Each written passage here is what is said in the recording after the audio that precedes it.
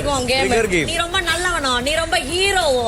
Hi friends, Bigg Boss first promo task 2 ticket to finale task 2.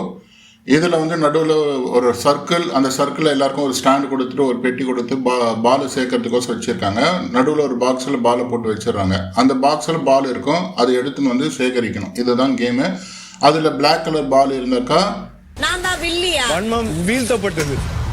Buzzer அடிக்கும்போது அந்த black colour ball அவங்ககிட்ட இருந்தால் out அப்படின்ற மாதிரி ஒரு டாஸ்க்கு.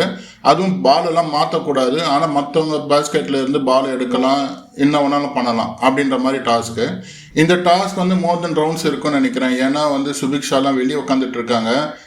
7-8 பேர் தான் விளையாடிட்டு இருக்காங்க. அதாவது ரவுண்டாக நடந்துட்டு இருக்கோம். யார் யார் ஒருத்தர் வெளியே போகிறாங்களோ அந்த மாதிரி பாயிண்ட்டு.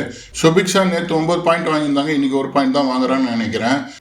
செகண்ட் ரவுண்டில் சபரனுடைய பந்தை வந்து பார்வதி ஃபுல்லாக தட்டி விட்டுறாங்க. அந்த ரவுண்டில் யார் வின் பண்ணுறாங்கன்னு தெரியல.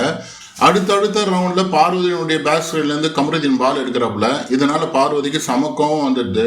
நீலாம் பெரிய ஹீரோவா, நீலாம் நல்லவனா, நான்லாம் வில்லியா அப்படின்னு சொல்லிட்டு அவங்களே தாழ்த்திக்கிறாங்க. இது கேம் தானே, இது டாஸ்க்கு தானே. இதில் அப்படி தான் விளையாடுவாங்க. ஃப்ரெண்ட்ஸு, ரிலேஷன்ஷிப் இதெல்லாம் பார்த்துட்டு இருப்பாங்க. அவங்கவுங்க ஜெயிக்கணும்னு தானே கேம் விளையாடுவாங்க. மற்றவங்க ஜெயிக்கணும்னா மற்றவங்க ஜெயிக்கணும்னுக்கோசமாக பிக் பாஸ் வீட்டுக்கு வந்தாங்க. End of the day big boss ஒரே ஒரு டைட்டில் தானேங்க.